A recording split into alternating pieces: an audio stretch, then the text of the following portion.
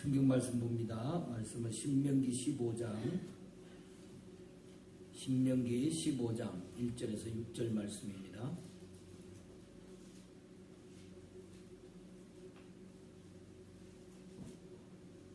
신명기 15장 1절에서 6절.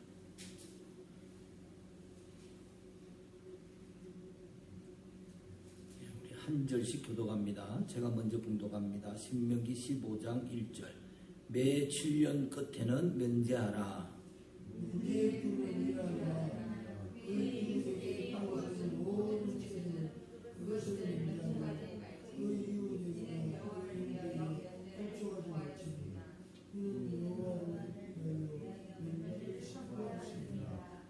이방인에게는 내가 독촉하려니와 내 형제에게 구워준 것은 내 손에서 면제하라.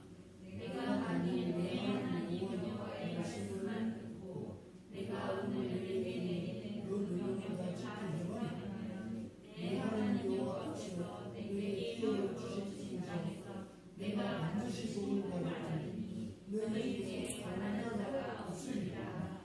우리 같이 읽겠습니다. 내 하나님 여호와께서 내게 허락하신 대로 내게 복을 주시리니 내가 여러 날에 구워줄지라도 너는 꾸지 아니하겠고 내가 여러 날을 통치할지라도 너는 통치를 다하지 아니하리라. 이제 재물에 관한 참 설교는 항상 힘이 듭니다. 설교하는 사람한테도 힘들지만 또 말씀을 듣는 분들에게도 굉장히 힘이 들죠. 그렇지만 성경에는 재물에 관한 또 물질에 관한 성경이 말씀이 또 가르침이 또 많이 나타나고 또 지속되게 가르치고 있는 것을 볼 수 있습니다. 그래서 평소에 신앙생활 잘하는 분들도 또 재물에 관한 설교를 들으면 혹 또 시험에 빠지기도 하는데요. 어떤 분이 이런 고백을 하시더라고요. 자신이 어느 교회에 처음 갔는데 하필이면 그날 교회에서 11조 설교를 하더래요. 그날 자신이 시험이 들어가지고 이제 교회를 안 가고 다른 교회를 갔답니다. 그래서 저는 그 얘기를 듣고 나도 다음부터 참 혼자 온 교인을 보면은 헌금 설교는 안 해야 되겠다 그런 생각을 했어요. 근데 오늘 처음 뵙는 분이 뒤에 계셔가지고 오늘 물질 설교를 우리가 신명기 수요일은 신명기 구약성서를 쭉 공부하고 있는데요. 제가 우리 교회 와서 이제 지금 19년 됐는데 창세기부터 해가지고 지금 신명기까지 지금 말씀을 전하고 있습니다. 오늘 순서가 또 이렇게 물질 관련한 그런 말씀인데요. 오늘 말씀을 통해서 또 충격을 받을 것이 아니라 은혜를 받는 시간 되기를 바랍니다. 한국 교회가 공산주의 안에 있는 교회가 아니잖아요.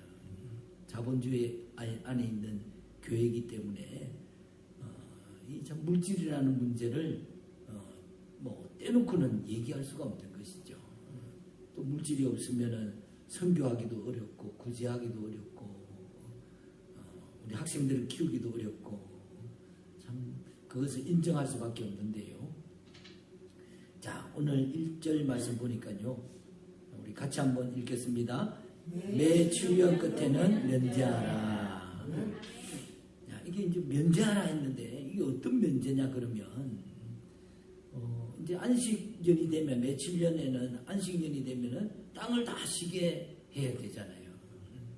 근데 그것뿐만 아니라 이제 땅을 다 쉬게 한 상태에서 빛이 있는 사람들에게는 모두 다 빛 때문에도 고통당하게 되니까 그 사람들도 쉴 수 있도록 그 빛을 전부 다 부채를 다 면제해 주라는 것입니다. 여러분은 아멘하기가 쉬울지 모르지만 이게 좀 있는 사람들은 굉장히 고통스러운 얘기가 될 거예요. 내가 나는 빌려준 것도 없고 받을 것도 없다. 그러면 아멘 하지만 내가 빌려준 게 많은데 다 면제하십시오 이러면은 이게 무슨 말이지? 나 거기 이자 받아가지고 사는데 그거 다 면제하면 나 어떻게 살아란 말씀입니까? 당장 그 얘기가 나올 수 있어요. 만일에 우리가 이 이스라엘 백성 이 시대에 지금 살고 있다고 한번 생각해 보십시오. 7년째가 될 때는 모든 일을 멈추라고 했잖아요. 또 땅도 1년 동안 농사를 지을 수가 없습니다. 그러니까 땅에서 열매도 나오지 않고 곡식도 못 거두는데 일도 안 하고 있고. 여러분 1년 놀 수 있는 사람 과연 여러분도 지금 딱 놀고 그냥 다 멈추고 1년 동안 쉬어야 된다. 여러분 그거 쉽게 견딜 수 있는 사람 별로 없습니다. 매일 뭐 하루 벌어서 하루 먹고 살고 달달이 그 월급 나오는 걸로 살고 있는데 그거를 못한다는 것은 이건 뭐 상상조차 하기 어려운 일이죠. 그리고 뿐만 아니라 그렇게 쉬고 있으면 뭐 사람은 어떻게 하든 한다지만 짐승들은 또 어떻게 합니까? 그 당시에는 다 이 농업으로 목축업으로 살고 있는 이스라엘 사람은 다 목축으로 살고 있는데 짐승들은 그럼 뭐 흡파서 먹일 수는 없잖아요.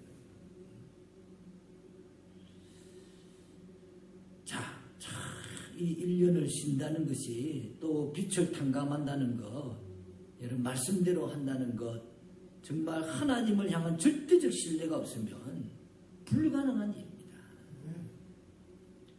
1년 쉬는 것도 힘든데 이게 뭐 자기가 그러면 빌려줬던 거 그래도 받아가지고 그걸로 어떻게 버텨 나갈 수도 있을 것 같은데 그 빚까지 다 면제해 주라.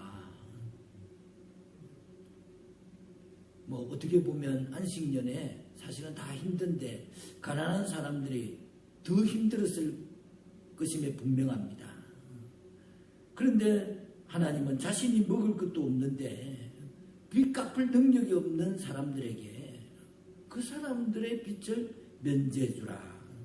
왜 하나님이 이런 계명을 주셨을까? 자, 오늘 우리가 1절에서 6절을 보면 매 7년마다 땅을 쉬게 할 뿐만 아니라 이제 이렇게 형제에게 이웃에게 꾸어준 그런 채무를 면제해 주는데 이것도 형제에게 하라는 거예요. 우리 3절을 한번 볼까요? 3절 말씀 잠깐 읽고 가겠습니다. 이방인에게는 내가 독촉하려니와 내 형제에게 꾸어준 것은 내 손에서 면제하라. 이방인들한테는 괜찮다는 거예요. 그래서 이 규례는 이스라엘 백성들 안에서, 형제들 안에서, 민족 안에서 적용시키고 이방인들에게는 적용하지 않아도 된다는 말씀입니다. 우리가 이제 뭐 그런 것을 먼저 생각해 본다면 이거는 우리 참 믿는 사람들 안에서 적용되어지는 어떤 그런 규칙이다라고 또 우리가 한번 심리학적으로 생각해 본다면 그렇게 또 볼 수도 있을 것 같아요. 자, 이 말씀이 오늘 참 7년마다 땅을 쉬게 하고 형제와 이웃에게 꾸어준 모든 채무를 면제해라. 여기에는 참 영적인 교훈이 우리에게 하나 있습니다. 이게 지금 뭐 모든 사람이 다 힘들고 어려운 때잖아요. 한 사람도 뭐 쉽게 보낼 수 있는 안식년이 한 사람 안식하라고 지금 하신 건데, 쉬라고 하신 건데, 이게 내용이 그렇게 쉽게 실천할 수 있는 그런 것이 아니라는 것이죠. 모든 사람이 참 전적으로 하나님을 의지하지 않으면 아무것도 공급되지 않는 그런 상황 속에서 나도 어려운데 나보다 더 어려운 사람들을 향해서 용서하고 그들을 또 풀어주라고 하는 그런 말씀이잖아요. 여러분 참 이게 왜 중요할까? 왜 이게 영적으로 중요한 말씀인가? 만일에 이스라엘 백성들이 이것을 하나님 앞에 정말 하나님 주신 말씀이기 때문에 우리가 지금 이게 도저히 할 수 없고 실천할 수 없는 얘기인데 너무 이상적인 얘기고 이거는 꿈 같은 얘기지만 그러나 한번 하나님 말씀이니까 한번 순종하고 실천해보자. 여러분 그렇게 했다면은 아마 가난하고 억압받는 사람들이 빛 아래 살던 사람이 하나님의 놀라운 축복과 그 기도에 응답을 받는 그런 기적이 일어났을 것입니다. 이 말씀에 순종하면 두 가지 기적이 있는데요.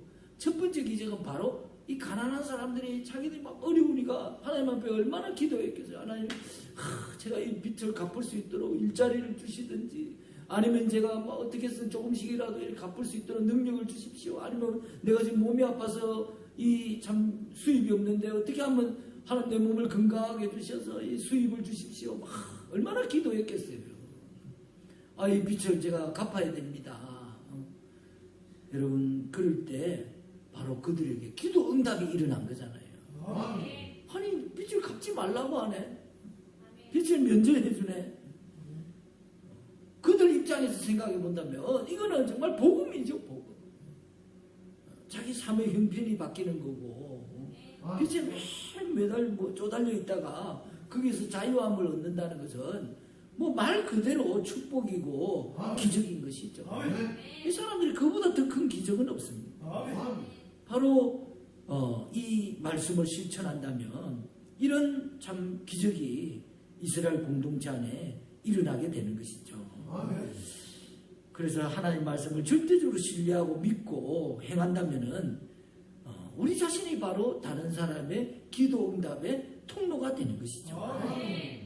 다른 사람의 축복이 되고 이 다른 사람에게 기적이 흘러가는 그런 통로가 되는 것입니다. 여러분, 하나님은 참 이 탕감이라는 것을 제일 잘 하시는 분이 하나님이시잖아요. 이미 우리 예수님께서도 말씀하셨던 것처럼 1만 달란트 빚진 자 종과 또 100데나리온 빚진 종, 그게 우리 오늘 시세로 하면 1만 달란트는 60조에 가까운 돈이에요. 60조는 우리가 구경도 못 해본 돈이죠. 그 60조를 써보지도 못했을 것 같아. 내가 공을 몇 개를 묻혀야 될지도 잘 모르겠어요. 이 100데나리온도 작은 돈은 아니에요. 왜? 남의 집에 종을 사는 사람이 한 1,500만 원 정도 되거든요. 남의 집에 종 사는 사람이 1,500만 원 거래를 했다면 그거 작은 돈은 아니죠. 그러나 그것 때문에 죽고 살고 못하면 그런 돈은 또 아닌 거죠. 그러니까 자기는 주인한테 1만 달 60조를, 이거는 이제 극단적인 비교를 통해 가지고 하나님의 사랑이 얼마나 큰가, 내가 받은 은혜가 얼마나 큰가. 그런데 자기는 다른 사람도 아니고 자기 친구잖아요. 그 친구 1,500만 원 때문에 멱살 잡고 다시 감옥에 가자고, 빨리 갚을 때까지 너 감옥에 가야 되겠다 하고, 결국은 주인이 그걸 알고 네가 감옥에 가라. 너는 1만 달란트를 탕감받아 놓고 그거 친구에게 1,500만 원 그거 하나를 갚아주지 못하냐, 탕감해주지 못하냐. 즉 우리가 하나님 앞에 받은 은혜를 생각한다면, 십자가의 그 용서를 생각하고 그리스도의 은혜를 생각하면 사실 세상에서 싸울 일이 별로 없습니다. 여러분, 교회 앞에 뭐가 붙어 있습니까? 이 십자가를 왜 붙여놨겠어요? 예수님을 십자가에 달린 예수님을 생각하라는 것입니다. 그거 생각하면은 어떤 사람은 어떤 안식교나 이런 데는 십자가도 우상이다, 없애자. 그게 참 한심한 얘기, 그런 얘기는. 십자가가 무슨 우상, 우리가 우상처럼 섬기는 게 아니잖아요. 십자가는, 우리가 결혼을 하면은 뭘 하는 거예요? 반지를 만들잖아요. 이런 반지가 우상입니까? 기념입니까? 기념이잖아요. 부부간의 사랑에 대해서 기념하는 거잖아요. 그걸 볼 때마다 이건 우상이다, 이렇게 보는 게 아니고, 남편이 참 고맙고 앞으로 우리가 더 사랑을 만들어가야 되고 키워가야 되고 이런 걸 다 계획을 생각하고 결혼을 했던 그 어떤 그 기념하는 거잖아요. 관계를 기념하는 거잖아요. 십자가를 통해서 하나님과 우리 사이에 관계가 회복됐잖아요. 그래서 십자가를 보고 예수 그리스도를 생각하고 하나님 아버지와의 관계를 항상 기억하는 거예요. 십자가는 기념인 것입니다. 우상이 아니고.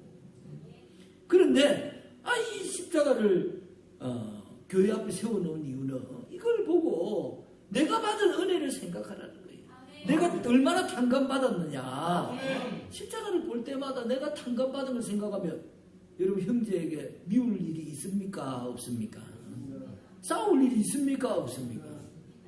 십자가를 보면서 어떻게 싸울 수가 있겠어요? 내 죄를 위해서 십자가에서 죽으신, 피 흘려 죽으신 예수 그리스도를 생각하면 이게 미워할 수도 없고 싸울 수도 없는 거예요. 1,500만 아깝지.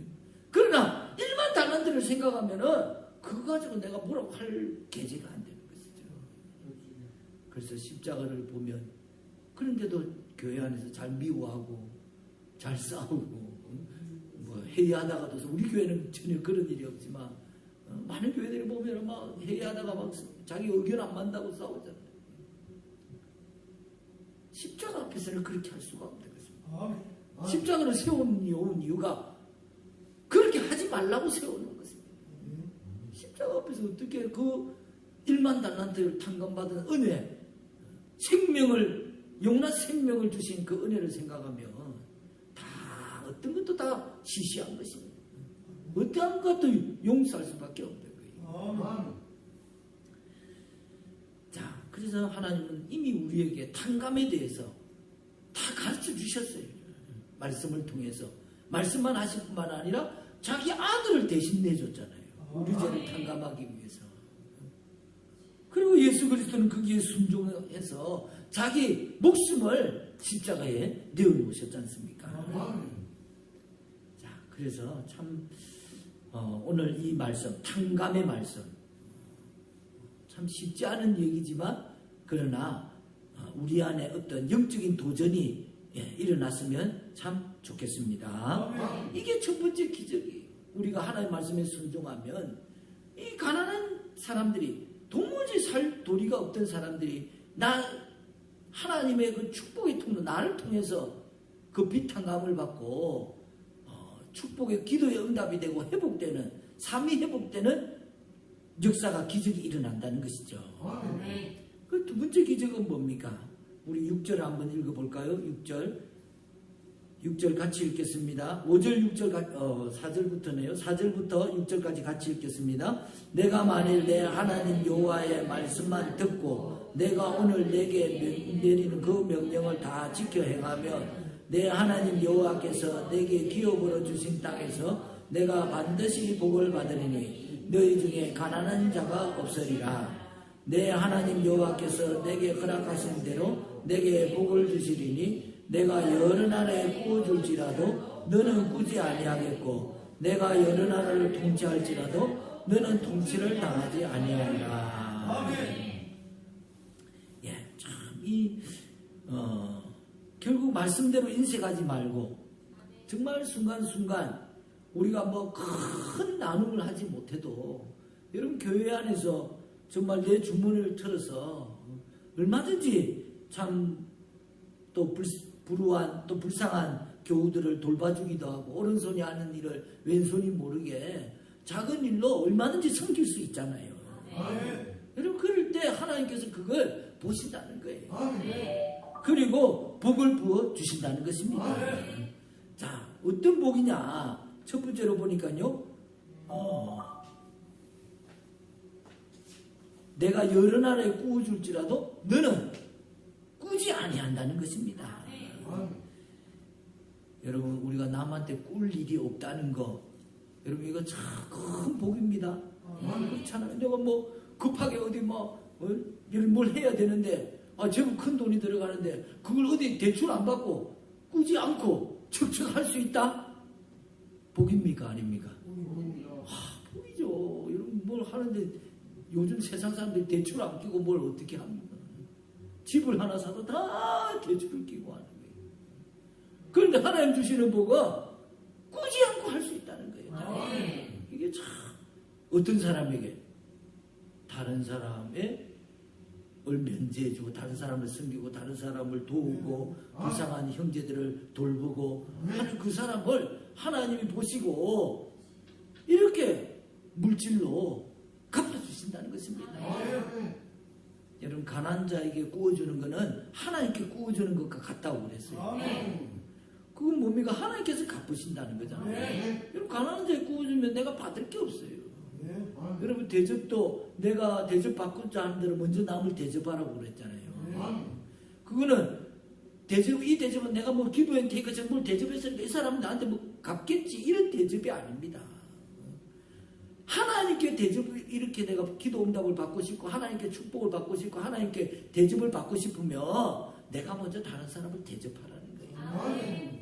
그 대접하면 하나님이 나를 갚아주신다는 거예요. 그러면 사람한테 대접하는 게, 받으려고 대접하면은 그건 뭐 기브앤테이크잖아요. 받을 거 다 받았는데 하나님께 받을 게 없잖아요.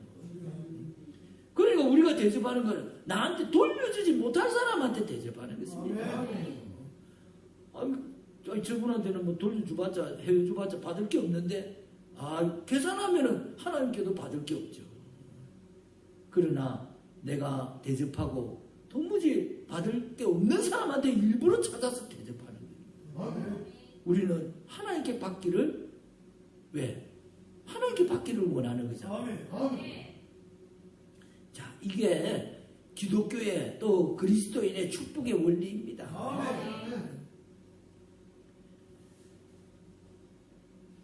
자, 그리고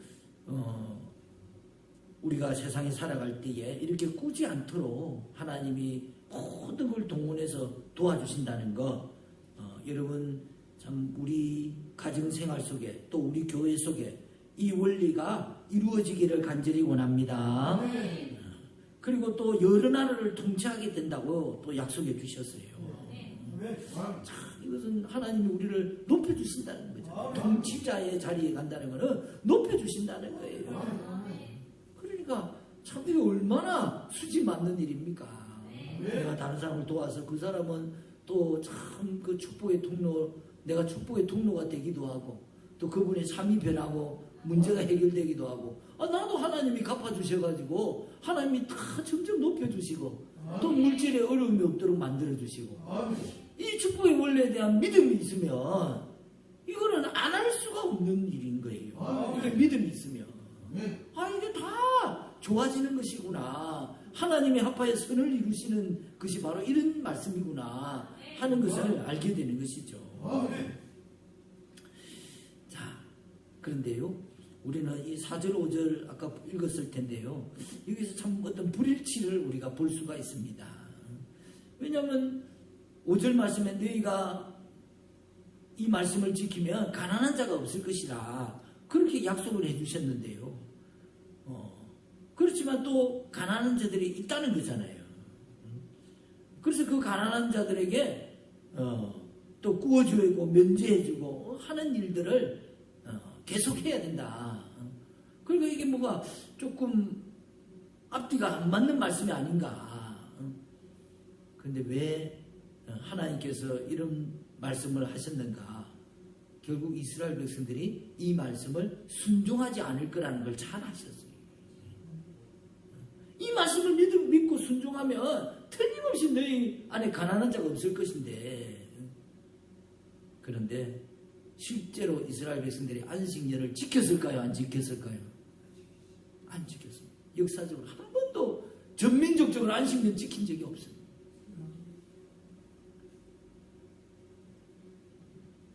아마 하나님 말씀을 믿고 정말 올해는 안식년이다, 온 민족이 이 이스라엘 백성이라면 누구나 다 땅을 시기하고 그리고 빚을 다 면제해주고 형제의 빚을 다 탕감해주라, 아마 이 말씀을 지켰다면 이스라엘 백성은 저렇게 망해가지고 고생하다가 다시 겨우 독립하는 저런 고통을 겪지 않았을 것입니다. 아마 가장 부유한 나라로, 상상을 초월하는 나라로 하나님 나라를 이루었어요. 이 지구상에 없는 나라, 이 지구상에 유일무이한 나라, 모든 민족 백성들이 나라들이 바라보면서 세상에 저런 사람들이 있을 수 있나, 저런 나라가 있을 수 있나, 놀라운 나라가 됐을 거예요. 결국 그거 지키지 않았잖아요. 말씀대로 지키지 않고 가나안 땅에 들어갔지만 지키지 않았기 때문에 결국 어떻게 됐습니까? 바벨론의 포로로 끌려갔거든요. 나라가 망해가지고 바벨론 포로로 끌려갔습니다. 자, 참 경주에는 최부자라는 사람이 있습니다. 저도 경주 갈 때 가서 들어가서 또 운이 좋아가지고 거기 며느리인가 나와가지고 다과를 내와서 이제 앉아서 이제 대접도 받고 했는데요. 그분 최씨 집안에 경주에서 한 100리 땅, 그 집에 안쪽으로 100리 땅이 다 자기 땅이었다고 그렇게 얘기합니다. 그런데요, 그 대대로 그분들이 내려오는 가훈이 거기에 있어요. 그게 뭐라고 했냐면은 과거를 보되 진사 이상 벼슬을 하지 마라. 절대로 높은 벼슬을 하려고 하지 마라. 그 정도 재력이 있으면요, 자, 우리나라 재벌들이 다 어떻게 합니까? 집안에 어떻게 쓰든지 요즘 뭐 검사가 아주 권력이 대단한 사람들이니까 뭘 검사하고 사돈을 맺든지, 또 아니면은 저기 어디 정치권에 진출을 하든지, 돈으로 그냥 진출을 하든지 어떻게 쓰든지. 그런데 이 채부자의 가훈은 진사 이상 벼슬을 하지 마라. 또 만석 이상의 재산은 사회에 환원해라. 그의 농사가 만석 이상이 나오면 무조건 다 사회에 환원해라 라는 거예요. 또 흉년기에는 땅을 늘리지 마라. 자, 요즘 어떻습니까? 다 기회죠, 흉년기는. 요즘같이 주식 떨어지고 세상에 값 떨어지고 이러면 돈 있는 사람들은 아이고 신났다면 남의 불행에 자기들은 기회 헐값에 그런 걸 줍줍이라고 하더라고요. 줍줍. 심보가 남들 안 될 때 자기들은 기회. 그럼 속으로 뭐예요? 더 망해라. 더 낮아져라. 그런데 이 집안은 흉년기에 사람들이 다 얼마나 부자가 땅 늘리기가 쉽겠어요. 아니, 헐값도 막 빌려주고 고리로 막 하면은 그 사람들이 나중에 땅을 다 땅 잡혀서 돈을 빌릴 수밖에 없는데 다 그 땅 다 자기가 차지하는 거잖아요. 근데 흉년기에는 땅을 늘리지 마라. 그리고 집에 오는 과객을 후하게 대접해라. 지금도 그걸 하고 있는 거예요. 지키고 있는 거예요. 처음 온 손님한테 너무 정성껏 깔끔하게 차를 다가를 내왔더라고요. 주변 백리 안에 굶는 사람이 없도록 하라. 자기 그 백리 안에 사는 사람 중에 굶는 사람이 없도록 해라. 그리고 시집온 며느리들은 3년간 무명옷을 입어라. 부잣집에 왔다고 괜히 막 비단옷 걸치고 폼잡을 생각하지 말고 3년 동안 무명옷 입어라. 겸손하게 훈련하라는 거죠. 여러분, 옛말에 부자가 3대를 넘기기 힘들다고 그러잖아요. 근데 이 경주 최부자가 12대 400년에 걸쳐 부를 이어가고 있습니다. 그럼 비록 그는 하나님을 믿지는 않았겠죠. 그렇지만 정확하게, 물론 그 며느리나 이런 분들 중에는 권사님이나 이런 분들이 다 계셔요. 그러나 그 최부자는 하나님을 믿지 않았겠지만 그가 사는 삶의 원리는 뭐의 원리예요?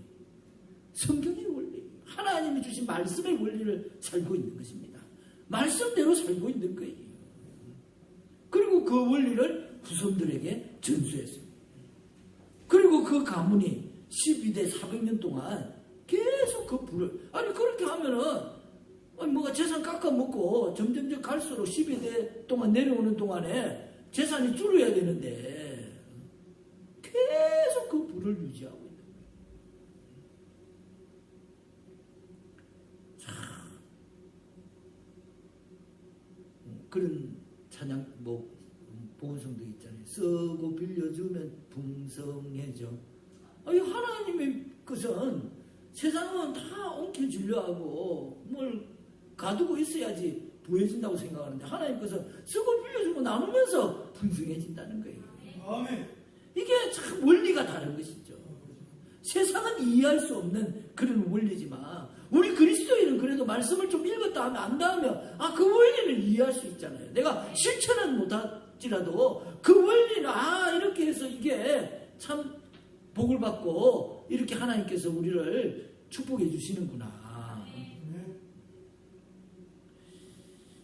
자, 참 불신자였던 최부자와 그의 가문에 그들이 성경의 원리, 자기들이 알지는 못했지만, 이게 성경의 원리인지 알지 못했지만 하나님 말씀의 원리를 실천할 때에 이 땅에서 복이 부어졌다면은, 그리고 하나님 자녀들은 얼마나 하나님께서 더 성경의 원리대로 산다면은 얼마나 큰 복을 부어 주시겠습니까?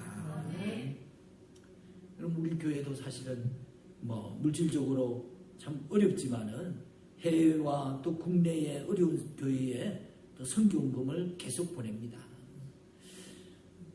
그러면요, 가만히 보면은 우리도 형편이 안 되는데 이 선교원금을 보내면은 더 어려워지지 않을까 생각하는데요, 전혀 그렇지 않습니다. 그게 참 신기한 거예요. 그럼 어디서 또 막 우리 성도들을 축복하셔서 하나님께서 우리 교회 또 물질을 채우기도 하시지만, 또 어디에서 또 뭐 헌금이 들어와. 내가 우리 교회는 뭐 얼마든지 재정이 있기 때문에 뭐 하지 마라 해도 자기 꼭 헌금을 하고 싶대. 그 희한한 그런 일들이, 희한한 일들이 있어요. 하지 말라는데 하겠다는데 내가 그걸 계속 말릴 이유는 없잖아요. 자, 그래서 여러분, 교회만이 아니라 우리도 마찬가지로 참 하나님 앞에 내가 나누면 하나님 틀림없이 갚아주신다. 요 믿음을 가져야 돼요. 그래야 내가 요거 나눈 거 갖고 자랑할 게 없잖아요. 나눈 거 가지고 괜히 품 잡을 게 없잖아요. 왜? 나도 딴 마음이 있거든. 하나님 갚아주실 거라고. 이거 했는데 하나님 갚아주실 거야. 이거는 그냥 사람들이 모르는 게 더 좋아요. 왜? 이미 사람들은 소문나버리면 내가 받을 영광 다 받아버렸고 칭찬받을 거 다 받아버려가지고 하나님께서 갚아줄 양이 줄어드는 거예요. 없는 거예요. 그 실컷 하고 괜히 하나님 앞에 받을 거 제대로 못 받으면 어떻게 해요? 그러니까 그러면 그래서 하나님은 오른손이 하는 일을 왼손이 모르게 해라. 그래야 하나님 갚아줄 게 있지. 다 뭐 알아버리고 자기 이름 다 내고 영광 다 받아버리고 그럼 뭐 받을 게 없잖아요, 하나님 앞에. 그래서 우리는 그런 이 원리를 아는 사람은 그 믿음이 있는 거예요. 하나님 앞에 내가 도와주고, 왜 그 사람한테 받을 게 없으니까. 내가 도와주는 사람, 그 사람 받을 게 없는 사람한테 도와주는 거잖아요. 그냥 어떤 사람은 막 그렇게 해도 고맙다는 말도 안 하는 경우가 있을 수 있습니다. 그러면 하나님이 더 크게 갚아주실 것이다. 고맙다 안 하면 저 섭섭하다. 뭐 사람이 저렇게 할 수가 있나. 이렇게 해줬으면 뭐 최소한 그래도 말이라도 고맙다 해야 되는데 안 그런 사람이 있을 수 있잖아요. 그러면 하나님 앞에 더 크게 받을 거구나 이거는. 여러분, 이 믿음을 가져요. 이스라엘은 이 믿음이 없었어요. 그래서 하나님이 이스라엘을 축복하시기 위해서 이 세계에 뛰어난 민족으로, 세계에 정말 하나님 섬기는 나라는 하나밖에 없는 거 아니에요. 그래서 모든 나라로 모든 나라들이 보고 배우도록 세우셨는데 이걸 못 믿었어요. 그래서 그 안식년을 실천을 못했어요. 여러분, 오늘 우리도 정말 그리스도인으로서 이 땅에 살면서 그리스도인이 너무 인색할 필요가 없습니다. 세상은 다 인색하잖아요. 강박하고. 그러나 그리스도인의 마음을 좀 부드럽게 하고, 내가 형편이 안 되더라도 형편 되는 대로, 또 이 형편을 너무 넘어서면 안 돼. 왜? 너무 넘어서면은 나중에 어떤 일이 생기냐면 괜히 막 자기가 막 자기 사랑에 빠져가지고, 하나님 사랑이 아니야. 그때부터는 자기 사랑에 빠져 막 나눠주는 거예요. 막. 그러다가 보니까 내 주머니가 텅텅 비었네. 그러면 막 하나님 갚아주시겠지 하고 아멘 감사합니다가 아니고 원망이 나오잖아요. 나는 내 딸을 이렇게 했는데 왜 우리 집이 더 어려워졌냐, 우리 집이 더 형편이 안 좋냐. 그렇게 하면은 그거는 원망 불평이 되잖아요. 그리고 그거는 그러니까 자기 형편에 넘어서는 것을 해서는 안 됩니다. 그래서 하나님 앞에 또 참 우리가 마음을 부드럽게 하고, 내가 내 이웃들에게 또 우리 교우들에게 또 사랑을 나누고 섬기고, 어린 소자에게 하는 찬물 한 그릇 하는 건 나한테 하는 것이라고 했잖아요. 하나님 앞에 뭐 하는 것이 어려운 일 아닙니다. 그거 뭐 하나님 앞에 우리가 뭘 드린다고 거창하고 어렵게 이렇게 생각하잖아요. 소자에게 그냥 하는 게 하나님 앞에 하는 거라고 말씀해 주셨잖아요. 가르쳐 주셨잖아요. 그러니까 하나님 앞에 하는 게 어려운 게 아닙니다. 소자한테 하면 돼요. 가난한 사람들이 가난한 이웃들에게 뭐라도 하나 만들어서 뭐 갖다 주면 이거 하나님 앞에 한 거란 말이죠. 결코 내 사랑이, 내 애정이, 내 인정이 되지 않도록 항상 그런 마음을 가지고 겸손한 마음 가지고 그게 내 영광이 되지 않도록 그런 걸 더 신경 쓰면서 우리가 행한다면 오늘 이스라엘 민족에게 약속하셨던 말씀 정말 축복하시겠다. 굳이 않도록 하시겠다. 너를 높여주겠다. 아직 그 말씀이 우리의 삶 속에도 이루어질 줄 믿습니다. 네, 기도하겠습니다. 할렐루야. 하나님 감사합니다. 우리를 사랑하시는 주님 참 우리 모든 성도들에게 하나님께서 여러 가지 달란트를 주시는데 특별히 물질로 하나님 채워주셔서 또 물질로 어렵지 않도록 도와주시옵시고 또 불의한 재물로 친구를 사라고 했는데 우리가 물질로 정말 그 어떤 것보다도 영혼을 살 수 있다면 그것보다 더 귀하게 쓰인 물질이 어디 있겠습니까? 하나님 오늘 정말 우리가 하나님 주신 것으로 또 이웃에게 사랑을 나누고 또 그로 인해서 한 영혼이 하나님께로 돌아올 수 있기를 또 기도하면서 행한다면 정말 하나님께서 천국의 잔치가 벌어지고 그것보다 값지게 쓰이는 물질은 없을 줄 믿습니다. 오늘도 주님 앞에 쓰임받는 우리의 삶, 우리의 가정, 우리의 물질이 되도록 축복하여 주시옵소서. 예수님 이름으로 기도드리옵나이다. 아멘. 우리 찬송 드립시다. 찬송가 210